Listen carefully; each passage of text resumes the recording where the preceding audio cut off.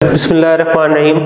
अस्सलाम वालेकुम dear students, आज हमारा जो टॉपिक होगा that is flow sheet diagram of salvage process. जैसा कि आप जानते हैं कि प्रीवियस वीडियो में हमने सॉल्वेज प्रोसेस के बारे में डिस्कस किया है कि वो क्या है। वो बेसिकली एक मेथड है जिसके ज़रिए से हम आसानी से सोडियम कार्बोनेट तैयार कर सकते हैं, जिसे वॉशिंग सोडा भी कहते हैं, और उसके अलावा उन रिएक्शंस को फर्दर यूटिलाइज करके हम जो है दोबारा से अपने रॉ मटेरियल्स हासिल कर लेते हैं। तो ये उस सारे प्रोसीजर की एक फ्लो शीट डायग्राम है। फ्लो शीट डायग्राम का मतलब ये होता है कि हमने पूरे प्रोसीजर को एक डायग्राम के अंदर रिप्रेजेंट करना होता है ताकि हमें चीज़ों की अंडरस्टैंडिंग अच्छी तरह से हो जाए। और ये एक लॉन्ग क्वेश्चन के पॉइंट ऑफ व्यू से भी ये इंपॉर्टेंट है कि आपको सिर्फ ये कहा जाता है कि ये ड्रॉ करें, तो आपने ये ड्रॉ करना होता है, दैट्स इट। तो आइए देखते हैं हमारे पास ये किस तरफ से स्टार्ट करना हमने।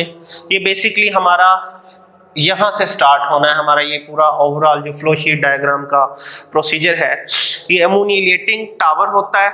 इसमें हमने ब्राइन ऐड करना है, और ब्राइन मैंने आपको प्रीवियस वीडियो में भी बताया था कि NaCl और H2O के मिक्सचर को कहते हैं, ठीक है।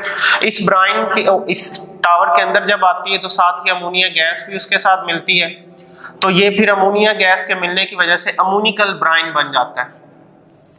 जब अमोनिकल ब्राइन बनता है तो उसको हम कार्बोनेटिंग टावर में डाल देते हैं, और कार्बोनेटिंग टावर में डालने से दो प्रोडक्ट हमें हासिल होती हैं। एक कौन सी प्रोडक्ट है हमारे पास, सोडियम बाइकार्बोनेट हासिल होती है, और दूसरी अमोनियम क्लोराइड हासिल होती है, ठीक है। ये सोडियम बाइकार्बोनेट को फर्दर हम हीट करते हैं, गर्म करते हैं, तो इससे हमें सोडियम कार्बोनेट हासिल होता है जो कि हमारी डिजायर्ड प्रोडक्ट है, ठीक है। ये हमारी जो असल प्रोडक्ट जो हमें चाहिए वो हमें हासिल हो जाती है।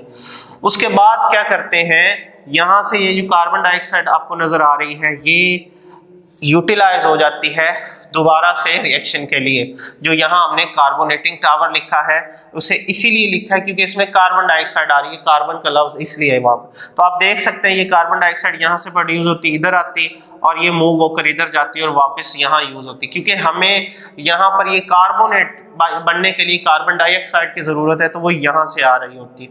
साथ साथ सिर्फ यही सोर्स नहीं है कार्बन डाइऑक्साइड के बनने का, बल्कि इस तरफ आए तो हम अलहदा एक भट्टी के अंदर, एक किल्न के अंदर, भट्टी कहते हैं इसे, उसमें हम कैल्शियम कार्बोनेट गर्म करते हैं।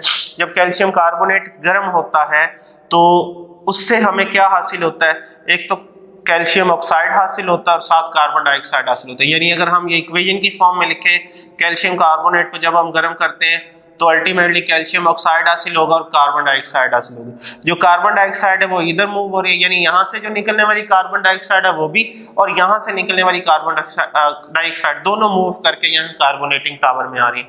बाकी रहेगी कैल्शियम ऑक्साइड की बात, तो वो यहाँ दूसरे रास्ते पे डाल देते हैं, और उस दूसरे रास्ते में हम उसके साथ वाटर ऐड करते हैं। जब वाटर ऐड करते हैं तो ये रिएक्शन होता है, calcium oxide plus water add होते हैं और हमारे पास कैल्शियम हाइड्रोक्साइड ये बन जाता है, जो यहाँ आपके सामने लिखा हुआ। अब इसको बनाने का मकसद ये है कि हमारे पास कुछ जो प्रोडक्ट वेस्ट होनी थी उसको हम वेस्ट होने से बचा लेते हैं। यहाँ आप देख सकते हैं हमारे पास ये डिजायर्ड प्रोडक्ट हमें जब हासिल हो जाती है ये दोबारा यूज हो जाती है, ये टूट के कैल्शियम ऑक्साइड और कार्बन डाइऑक्साइड बन जाता है जो दोबारा यूज हो रहे हैं यहाँ पर, और वापस ये चीजें बनती आ रही हैं। उधर से अमोनिया मुसलसल आ रही है तो साथ अमोनियम क्लोराइड भी आ रहा है। तो असल में ये एक प्रोडक्ट ये और दूसरी प्रोडक्ट ये कैल्शियम हाइड्रोक्साइड और अमोनियम क्लोराइड ये वापस आते हैं, यहाँ हम एरो बना देते हैं, ये वापस आ रहे हैं और ये भी इधर ऐड हो रहे हैं। तो इस टावर को कहते हैं अमोनिया रिकवरी टावर। यानी ये अमोनिया जो है हमें बार बार जो नई ऐड करनी पड़ती, बल्कि यहीं से हासिल होती है जो हम यूटिलाइज करते रहते हैं और इधर यूज करते रहते हैं। तो कैल्शियम हाइड्रोक्साइड इधर से आता है और अमोनियम क्लोराइड इधर से आता है। इसको हम कंटिन्यूसली स्टीम देते रहते हैं तो उससे हमें ये अमोनिया हासिल होती है। ये कुछ इस तरह से रिएक्शन होता है। ये देखें, ये हमारे पास है NH4Cl प्लस कैल्शियम हाइड्रोक्साइड, ये जब रिएक्ट करता है तो ये कैल्शियम Cl के साथ मिलता है, यहाँ दो लगाएंगे तो ये कैल्शियम क्लोराइड बन जाता है। जो ये लिखा हुआ है आपके सामने ये वेस्ट है, बेसिकली ज़रूरी नहीं होता, चाहिए नहीं होता। साथ दो अमोनिया के मॉलिक्यूल हासिल होते हैं और साथ दो पानी के मॉलिक्यूल। तो ये अमोनिया के जो मॉलिक्यूल हैं जो ये हम भेज रहे होते हैं, और पानी फर्दर वो भी यूटिलाइज होता रहता है।